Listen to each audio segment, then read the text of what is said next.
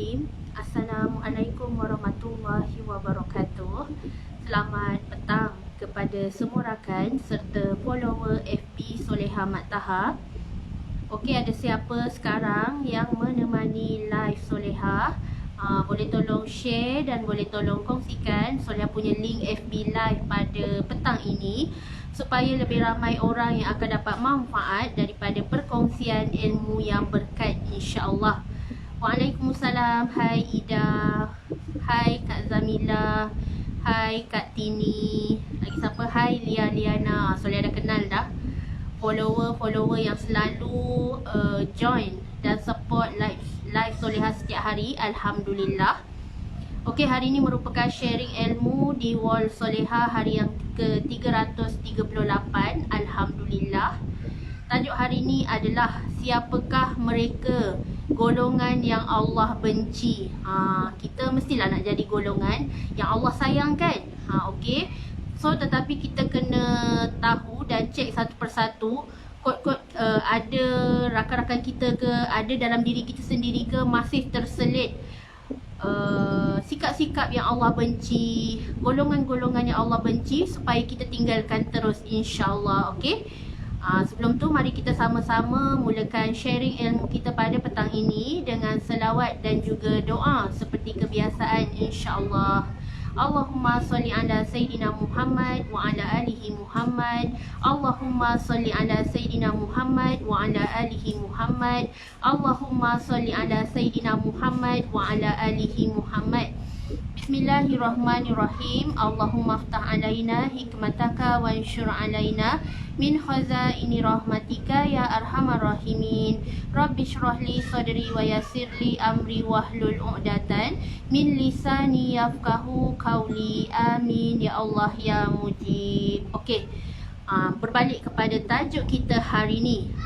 Saya nak share dengan anda ada 7 golongan orang yang sangat-sangat dibenci oleh Allah Subhanahu Wa Taala. Okey, yang pertama, golongan pertama yang Allah benci adalah golongan yang selalu melakukan maksiat dan dosa besar. So ini adalah antara golongan yang Allah murka dan benci, dan mereka ini akan dicampakkan ke dalam api neraka sebelum mereka sempat bertaubat.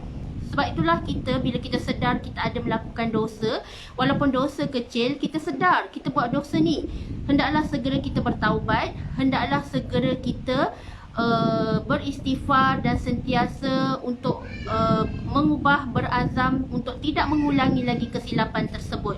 Kita tak nak dibenci oleh Allah, kita tak nak dimurkai oleh Allah. Yang kita nak adalah kita menjadi kesayangan Allah, kita mendapat redha Allah dunia dan akhirat, insya-Allah. So kalau kita sedar kita ada termengumpat orang, ada tersebarkan aib orang, stop daripada melakukan perkara-perkara itu. Sebab ia akan mengundang kemurkaan Allah.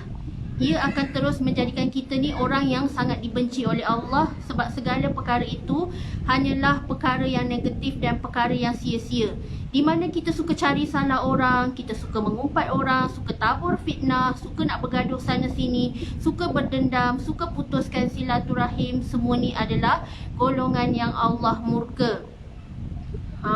Dan orang yang selalu berbuat maksiat, contohnya orang yang selalu berzina, orang yang selalu mencuri, merompak, membunuh, dan juga berkelakuan tidak sopan, tidak senonoh, yang mana lelaki nak jadi perempuan, perempuan nak jadi lelaki. So kita ingat, kenang kembali kisah Nabi Lut, kaum Nabi Lut yang sangat-sangat dimurkai Allah, sehingga Allah turunkan azab kepada semua mereka. Tak ada seseorang pun yang akan tertinggal diazab oleh Allah, hanya sekelompok kaum yang buat musibah ni, hanya segolongan kaum yang buat musibah dan perkara yang tidak elok, tetapi Allah turunkan bala kepada semua.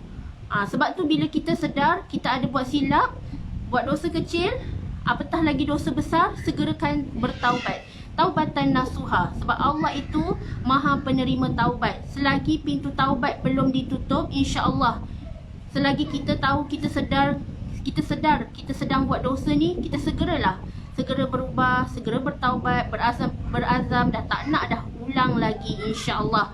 Okey, itu yang pertama. Okey, golongan kedua, golongan yang sangat dibenci oleh Allah Subhanahu Wa Taala ialah mereka yang lupa serta malas berzikir. Sila-sila hari bulan tak tahu pun zikir tu apa. Zikir tu adalah tanda kita menyebut nama Allah, kita mengingati Allah dengan menyebut Asmaul Husna, dengan menyebutkan kalimah-kalimah thayyibah, dengan mengucapkan kata-kata yang boleh mengingatkan diri kita dengan Allah, sebagai contoh Subhanallah, Alhamdulillah, Allahu Akbar, La ilaha illallah. So semua tu adalah contoh-contoh kita boleh berzikir dengan mengingati Allah. Tetapi kalau sehari kita masih tidak sempat untuk berzikir, tahulah kita Allah akan benci kepada kita, Allah akan murka ke atas kita, sebab kita ada masa 24 jam tetapi tak ada 1 minit, 2 minit hingga 1 jam pun kita untuk luangkan masa untuk berzikir mengingati Allah. Sebabnya orang yang sentiasa berzikir, orang yang sentiasa mengingati Allah dan mengingati mati ialah orang yang sentiasa dipayungi dengan rahmat dan kasih sayang Allah Subhanahu Wa Taala. So kita nak jadi orang yang mana? Kita nak jadi orang yang rajin berzikir ke orang yang sangat malas berzikir hingga tak ada masa langsung nak sebut nama Allah? Alangkah sayangnya. So hati-hati, jangan kita menjadi kebencian Allah, tetapi jadilah kesayangan Allah Subhanahu Wa Taala. Okey, yang ketiga, golongan yang dibenci oleh Allah Subhanahu Wa Taala ialah golongan yang syirik kepada Allah. Jangan kita menyekutukan Allah, jangan kita mengaku Tuhan lain selain Allah, tetapi hanyalah kita ni beriman dan pegang akidah Islam yang satu ni, bahawa Tuhan kita adalah Allah Subhanahu Wa Taala sahaja. Jangan kita syirik kepada Allah, melakukan sesuatu perkara yang mengundang kemurkaan Allah dengan menyembah berhala, dengan menyembah makhluk lain, dengan menyembah pokok dan sebagainya, dengan mengagung-agungkan makhluk lain. So itu adalah sesuatu yang syirik. Kita kena tinggalkan benda-benda syirik ni supaya Allah tak murka dekat kita, Allah tak benci dekat kita. So tinggalkan semua perkara yang syirik dan berpaksilah dan berimanlah hanyalah kepada Allah Subhanahu Wa Taala dengan meyakini rukun iman, rukun Islam, dan kita mengaku kita ni adalah orang Islam dengan kita mengamalkan segala perintah Allah dan meninggalkan segala larangannya, insya-Allah. Solat jaga, puasa jaga, zakat jaga, menunaikan haji dan umrah bagi yang berkemampuan. So kita jaga semua tu. Insya-Allah bila kita jaga dan kita clear bahawa kita ni memang orang Islam, memang kita ni adalah pegang title Islam dan kita berkelakuan seperti orang Islam, so insya-Allah kita akan mendapat balasan syurga Allah Subhanahu Wa Taala. Okey, yang keempat, golongan keempat yang dibenci oleh Allah Subhanahu Wa Taala adalah golongan yang cinta kepada dunia melebihi daripada cinta kepada Allah Subhanahu Wa Taala. So kalau kita nak sayang manusia, berpada-pada. Kita nak sayang kepada makhluk lain, berpada-pada. Jangan kita terlampau cintakan keduniaan. Jangan kita terlampau mengejar keduniaan sehingga kita abaikan akhirat kita. Kita dok sibuk nak design rumah kita dekat dunia ni. Nak rumah besar-besar, nak rumah bertingkat-tingkat, and then kita lupa nak design rumah kita dekat akhirat kelak. So sayanglah. Bagaimana rumah kita dekat akhirat nanti? Macam mana anak-anak kita? Adakah kita dah corakkan anak-anak kita ni menjadi anak yang soleh dan solehah? Adakah kita ni telah ada ilmu pengetahuan yang kita sebarkan? Bagaimana amal jariah kita? Tabung amal jariah kita ni dah penuh ke belum? So adakah kita cakna dan kita cek satu persatu apa persediaan bekalan akhirat yang kita nak bawa di rumah tempat kekal kita nanti di sana? Adakah kita masih sibuk lagi nak cari kemewahan dunia, kesenangan dunia, keseronokan dunia, sampailah kita mengabaikan solat kita entah ke mana, pakaian kita entah macam mana, aurat kita terdedah sana sini. So sayang, kita tak nak menjadi kebencian Allah. Kita buat apa yang Allah suruh, kita tinggalkan apa yang Allah larang. InsyaAllah kalau kita menjadi hamba yang patuh, hamba yang bertakwa, kita nak apa sekalipun, kita nak syurga Firdaus sekalipun, kalau kita menjadi orang yang paling beriman, insyaAllah Allah akan beri. Dengan syarat kita ni sentiasa menjaga Allah dalam kehidupan kita, dunia dan akhirat. Tak pernah langsung kita tinggalkan akhirat kita, tetapi kita selalu pegang. Kejar akhirat, dunia akan datang bergolek, insya-Allah. Okey, tu golongan yang keempat. Golongan kelima yang akan dibenci oleh Allah Subhanahu Wa Taala ialah orang yang sombong dan takabur. Orang yang sombong dan takabur sangat dibenci oleh Allah. Dah lah miskin, lepas tu sombong lagi. Sebab tu, bila kita tahu kita susah, kita sulit, Allah suruh kita berusaha, Allah suruh kita berikhtiar, Allah suruh kita bertawakal. Bukannya bila kita sedar diri kita miskin, diri kita susah, diri kita tak ada upaya, bukannya kita duduk tanpa buat apa-apa. Sebabnya, cuba jadikan contoh, orang OKU pun boleh jadi jutawan. Orang OKU pun boleh berjaya dengan hanya 2 jari je boleh digerakkan. Sebab apa? Sebab dia sedar bahawa dia nak bermanfaat kepada ramai orang. Sebab tu, kita sehari-harian kita kena jaga niat kita. Ya Allah, aku nak jadi manusia bermanfaat. Aku punya anggota badan yang sempurna, panca indera yang cerah, apa semua Allah bagi cukup sempurna. Tetapi kenapa aku tak gunakan ke arah kebaikan? Orang OKU pun boleh berjaya. Kita masih lagi dengan perangai malas, masih lagi dengan perangai yang suka beralasan, masih lagi suka bertangguh. So kejayaan pun bertangguhlah nak datang dekat kita. Kalau kita nak berjaya, kita kena fokus, committed, capai apa yang kita nak tu dengan action. Sebab kuasa sebuah tindakan ni akan menghasilkan result yang luar biasa. Kalau kita nak berjaya, bukan kerana orang lain tetapi diri kita sendiri. Diri kita sendiri yang kena bangkit, diri kita sendiri yang kena lawan, diri kita sendiri yang kena bertindak, bukan orang lain. Sebab kejayaan diri kita ni adalah bermula daripada action dan tindakan diri kita. So, adakah anda masih nak merasa ego, sombong, masih tak nak top up ilmu, masih merasakan diri tu pandai, padahal bila kita tanya masih tak tahu hukum hakam, tak tahu hukum agama Islam. So di sinilah kita rendahkan hati kita, rendahkan hati, turunkan ego kita, kita belajar daripada bawah. Contohlah kita tak pandai mengaji, tak apa belajar daripada it's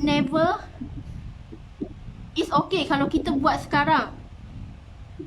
Jangan kita terlambat, jangan kita terlewat, kita menyesal, ya Allah, menyesalnya aku tak belajar mengaji dulu. Ya Allah, menyesalnya aku dah tua-tua macam ni, dah nak nyanyuk, dah nak hilang ingatan pun.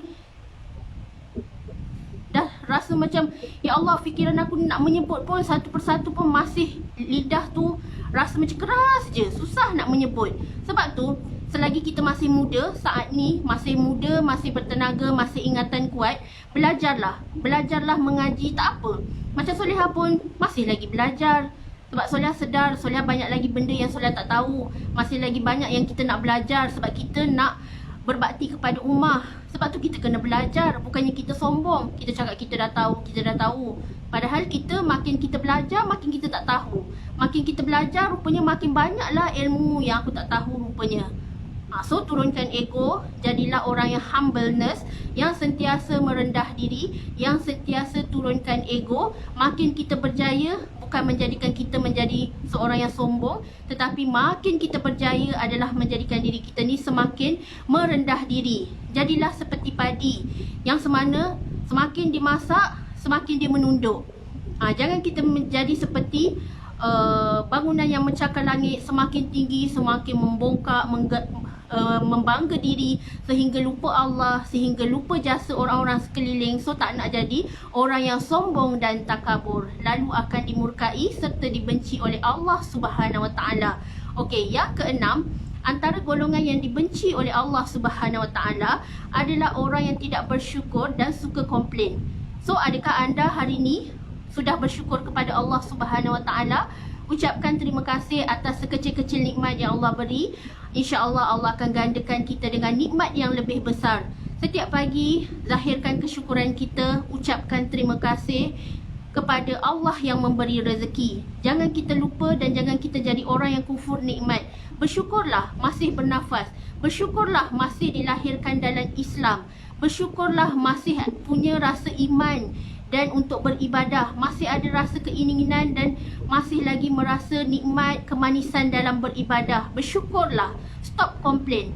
Sebab ada orang yang tak ada rumah tinggal, tempat tinggal, ada orang yang tak ada rumah pun, rumah atap bocor, ada orang yang duduk tidur di bawah jambatan, tetapi kita sampai hari ni masih selesa, tetapi masih lagi tak nak berubah, masih lagi suka komplain, masih lagi menjadi orang yang tidak bersyukur, lalu Allah benci kepada kita. So jadilah kesayangan Allah dengan banyakkan bersyukur, banyakkan berterima kasih kepada Allah. Tanda kita bersyukur adalah kita banyak melakukan solat sunat, duha, dan tanda kita berterima kasih kepada Allah adalah dengan cara kita banyakkan bersedekah dan banyakkan berzakat, insya-Allah. Okey, dan yang terakhir, golongan ketujuh yang Allah benci adalah orang yang menentang ajaran agama Islam. So hati-hati, kalau kita suka menganjing, kita suka memperlekehkan agama Islam, kita suka mempersendakan agama Islam, kita adalah golongan yang dibenci oleh Allah. Kita dok mengata ustaz ulama itu ini, kita jatuh berdosa besar. Kita seperti orang yang memperlekehkan agama, kita abaikan agama, kita mengutuk orang yang menyampaikan ilmu agama, kita adalah orang yang berdosa besar. Sebab tu jaga percakapan kita, jangan mengata orang itu ini, jaga mulut kita, jaga lisan kita, jaga hati kita. Hati kita ni nak kena sentiasa clear. Jangan ada penyakit hati, jangan ada rasa iri hati tengok kejayaan orang lain. Tetapi senang hatilah dan sentiasalah mengucapkan tahniah kepada dia, meraihkan kejayaan dia, bersyukur dengan kejayaan dia dan doakan supaya kita pun boleh ikut dan tiru kejayaan dia. Jadilah orang yang sentiasa bersyukur dengan menjaga agama Islam, jaga solat kita, lakukanlah dan beramallah dengan ilmu agama Islam, dengan kita beriman kepada Allah, mengenal Allah, ma'rifatullah, insya-Allah kita akan merasai nikmat iman yang sebenarnya.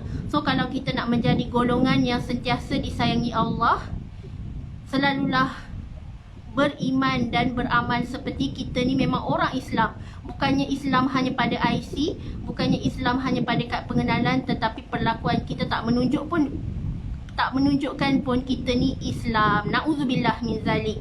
So sama-sama kita doakan semoga Allah jadikan kita ni sebaik-baik hamba yang sentiasa nak berubah menjadi seseorang yang lebih baik. Diri kita ni adalah lebih baik daripada hari semalam.